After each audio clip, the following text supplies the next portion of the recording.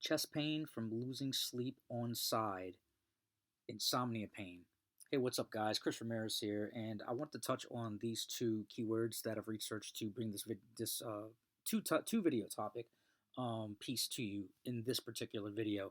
Okay, now before I get into the content, I'd greatly appreciate if you like this video. It would help the channel grow tremendously, and to subscribe to the channel and tick that bell icon for more videos. Okay, guys. So for as far as from the chest pain from sleeping on side, I went ahead and did some digging and found a very good article that touched on sleep deprivation pain, or in this case for me, from what I experienced, um, when I lose sleep, I tend to get chest pain. Okay, and this article seems to touch on both the sleeping a certain way on like on your side, or in my case it'd be like I'll sleep on my side, I'll get discomfort and pain. I sleep on my right side. It's not as bad, but it tends to be off and on. If I sleep on my stomach, I've noticed it'll be like a discomforting pain, and then every time that's the case, I find that sleeping on my back flat tends to alleviate the pain. I'm not sure if that's the case with you. Do drop comments down below. Down below, excuse me. I know I found some a little flustered and stuttery. Do drop comments down below to let me know what exactly ails you. You've noticed that really hinders your quality of life, should I say? Okay, so let's get into the article that I pulled up. So it was this article right here, how sleep deprivation affects your heart.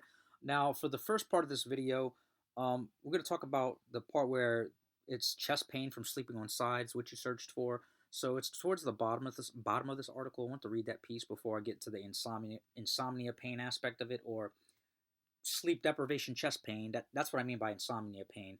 The actual chest pain from insomnia, which I'm currently kind of suffering from. I had to leave my job early Sunday evening, because I was falling out from insomnia. The pain, like from because I work in the hospitality industry, and the what I've noticed is when I lose sleep, this might be you. I might be hitting a nail on the head as far as you go. If so, like the video. If so, what I've noticed with me, because I work in the hospitality industry, when it's a high stress environment, if I lose sleep, it's like without fail, every single time I start having like anxiety attacks and chest pains, like dagger pains in my chest. Like I'll look at like the ticket system, because the ticket system over there is a screen based. It's not like actual paper tickets. It started filling up, and one of our machines had went down to actually streamline the process of getting the orders out. But I was already sleep deprived, and I knew that it was a matter of time I would fall out. So I was handling it. Then we got hit. One of the machines went out that streamlined the process, that created additional stress on the fact that I was already sleep deprived. And the anxiety started building up. And then I started having the dagger pains. And every time I would get the dagger pains, I would have to stop dead in my tracks while we're busy to make the dagger pain stop. And it seemed like every time I'd kind of catch a grip and I get to moving fast again, it would stop me in my tracks again. I'll move a certain way and be like, I mean, that's the best way I can describe it. Like shards going through your veins on the left side kind of thing, or a dagger stabbing you. And every time it happened, I'd hold on to something. I'd be like starting to breathe through my nose deep, exhale deep out my mouth, like.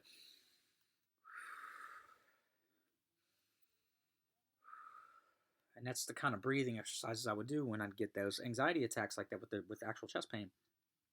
And I noticed that happens when I lose sleep or have real bad bouts of insomnia that'll last. I've had it last up to 7 days, and I had to go get medical attention from my primary. They had to prescribe me something to get me back in my circadian rhythm, my sleeping patterns. Excuse me. But that'll be the second part. I'll get more into that in the second part with the insomnia pain aspect of this video.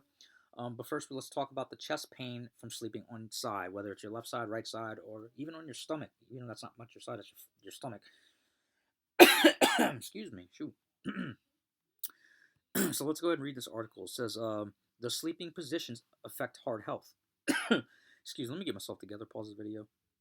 Anyhow, it says, does sleeping position affect heart health?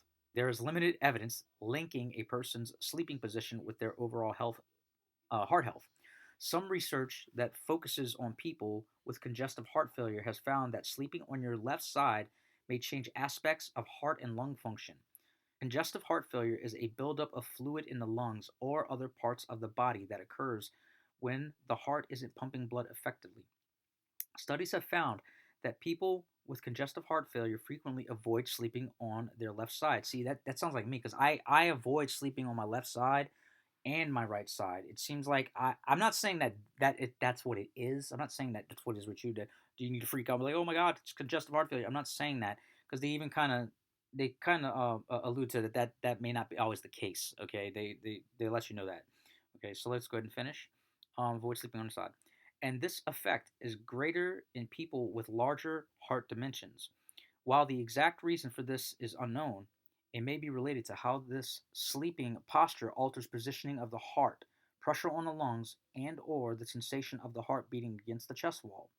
While studies have found that people with heart failure often avoid sleeping on their left side, it does not show that this sleeping position causes heart problems. To based on research to date, a person's sleeping position is not considered to be a risk factor for heart disease or other cardiovascular problems. So they let me know just because this article said that doesn't mean that's what it is. You have to get tests done with your doctor, okay? So, but typically, you probably relate to this because you searched chest pain from sleeping on side. Um, this article, I'll leave the link in the description. You can read the entire article. This is actually the bottom of the article. Now let's address the insomnia pain, or what I'm getting at when I say insomnia pain. I'm talking about sleep deprivation, chest pain, that kind of insomnia pain. That's what I'm getting at. Okay. Now, if that's not what you're specifically looking for as far as insomnia pain goes, then you can actually click away from the video. But if it is what you're looking for and it did fall in line with the actual chest pain aspect of losing sleep and you get chest pain like I do, keep watching. Okay, so let's go back up to the beginning of the article. Alrighty then. Very, very top. Okay, how sleep deprivation affects your heart. Okay, and we'll go ahead and read it. It's difficult to overstate the heart's importance to health. Responsible for pumping blood throughout the body, the heart powers the cardiovascular system that ensures that all the organs and tissues in the body get the oxygen they need. Unfortunately, heart problems are a leading cause of illness and death in the United States. While it's already well known that factors like poor diet, limited exercise, and smoking can harm the heart, there are growing recognition of the dangers of sleep deprivation for heart health. Sleep provides time for the body to restore and recharge, playing a key role in nearly all aspects of physical health. For the cardiovascular system, insufficient or fragmented sleep can contribute to problems with blood pressure and heightened risk of heart disease, heart attack, diabetes, and stroke. As a result, getting poor sleep may help prevent damage to the cardiovascular system, and for people with heart problems can be part of the following heart healthy lifestyle. Does sleep deprivation affect your heart health? Okay, substantial evidence demonstrates that sleeping problems, including sleep deprivation and fragmented sleep, have negative effects on the heart health. Sleep is an essential time for the body to recuperate. During the non rapid eye movement sleep stages, heart rate slows, blood pressure drops, and breathing stabilizes. These changes reduce stress on the heart, allowing it to recover from strain that occurs during waking hours. Without sufficient nightly sleep, a person doesn't spend enough time in the deep stages of NREM sleep that benefits the heart. The same problem can affect people whose sleep is frequently interrupted. As a result, chronic sleep deprivation has been linked to numerous heart problems, including high blood pressure, high cholesterol, heart attack, obesity, diabetes, and stroke. Sleep and blood pressure. During a normal, healthy sleep, blood pressure drops by around 10 to 20%. This is known as nocturnal dipping, and research highlights its role in cardiovascular health. Poor sleep, whether from a lack of sleep or sleep disruptions, is associated with non dipping, meaning that a person's blood pressure doesn't go down at night. Studies have found that elevated nighttime blood pressure is tied to overall hypertension, high blood pressure. In fact, nocturnal blood pressure has been found to be even more predictive of heart problems than high blood pressure during the day. Non dipping has been tied to an increased risk of stroke and heart attack. It's also been linked to kidney problems and reduced blood flow to the brain. Raised daytime blood pressure has been identified as a consequence of sleep deprivation in multiple studies, but it doesn't affect all people equally. The link between lack of sleep and high blood pressure is highest in middle-aged adults. People who work long hours in high-stress jobs, that's me, and people who with other risk factors for hypertension are more likely to have raised blood pressure after chronic poor sleep. See, that sounds like me, sounds like me, sounds like me. Okay, guys, I'm not going to continue reading. I'm going to leave the rest of this article for you to read to the fullest in the link in the description.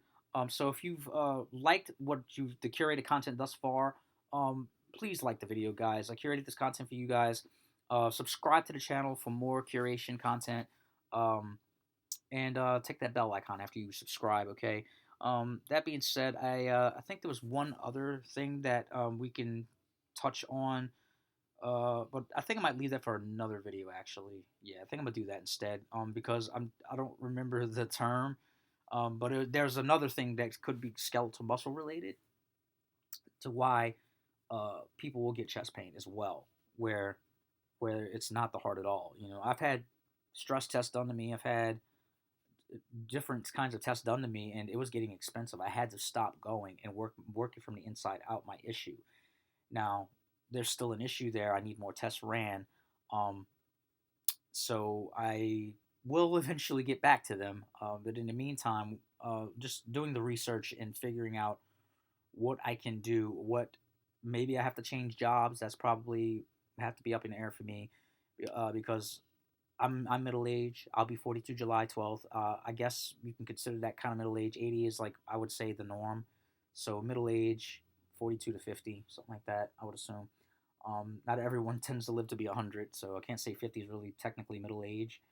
Middle age, I would rate middle age is around 40 ish.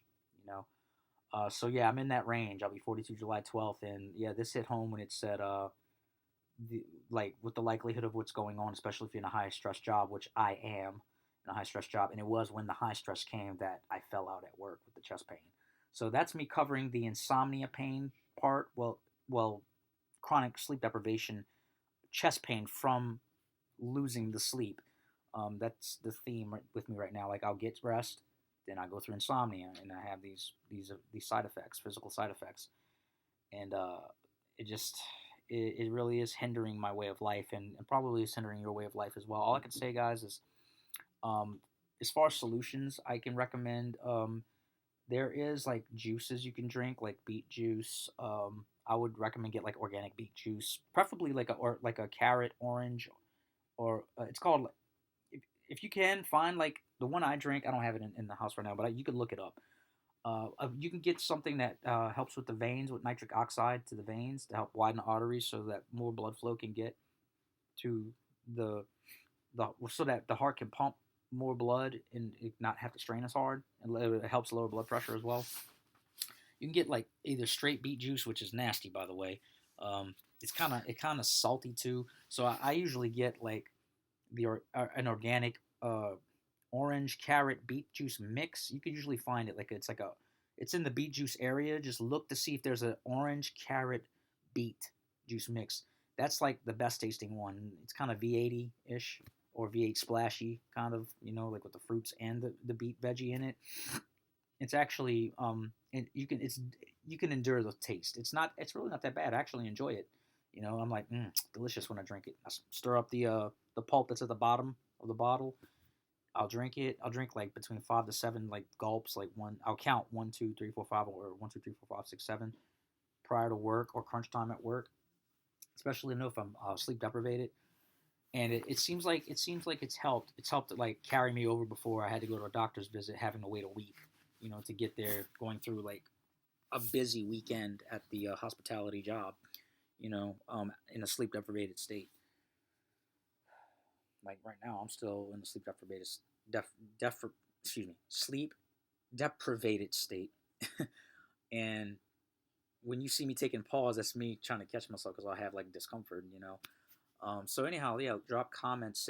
Tell me what specific discomfort you're having in the comments.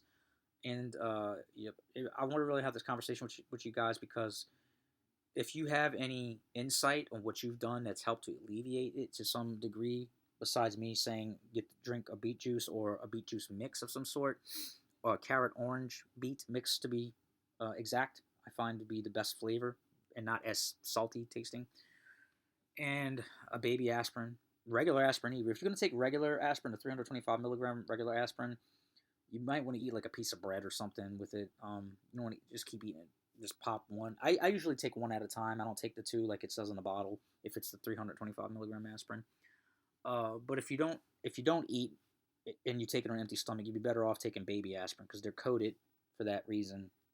You know, they're coated so they don't upset your stomach and give you like bleeds in your stomach or whatever the side effects are from taking aspirin on an empty stomach. You know, so those two things, the aspirin and the beet juice or beet juice mix, preferably organic.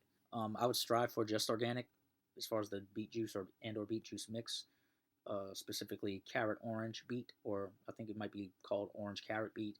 It's actually named that on the bottle. You'll see it if you go to like Walmart in the juice area, and it's usually on the lower shelves. Like it's on the lower. I don't know why it's on the lower shelves. It just is. I've noticed that's the common theme when I go to different stores. It's on the lower shelves. But if you don't see it on the lower shelves, just look around in the juice area. You'll find it, and look for the organic beet juice and or carrot orange beet juice or orange carrot beet. It's one of those variations of the name. I mean, it's just that. It says the three veggies, or the two fruits and the one veggie, or the one fruit and the two veggies, should I say? Because carrot's a veggie. Um, you know. So anyhow, hopefully you made this far. Like the video. This content kind of gave you some insight. That being said, subscribe to the channel. Click that bell icon. Leave comments. I'll see y'all in the next video.